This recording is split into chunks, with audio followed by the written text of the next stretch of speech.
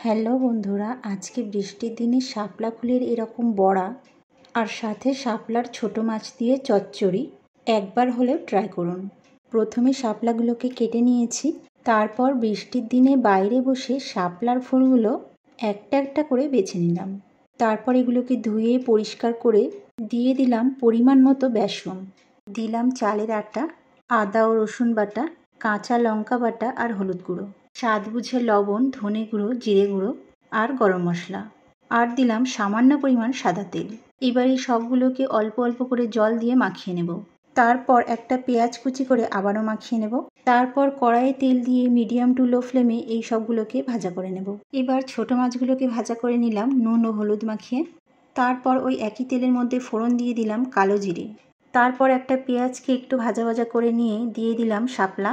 এবার দিলাম কাঁচা লঙ্কা বাটা, আদা ও রসুন বাটা, ধনে গুঁড়ো, জিরে গুঁড়ো, হলুদ গুঁড়ো আর গরম মশলা, দিলাম কাশ্মীরি লঙ্কা গুঁড়ো আর স্বাদ বুঝে লবণ। এইবার এই সবগুলোকে একটু ভাজা ভাজা করে নিয়ে দিয়ে দিলাম ভেজে রাখা ছোট মাছ। এবার এটাকে ঢাকা দিয়ে 10 মিনিট হতে দিলে রেডি হয়ে যাবে শাপলা ও শাপলা ফুলের বড়া।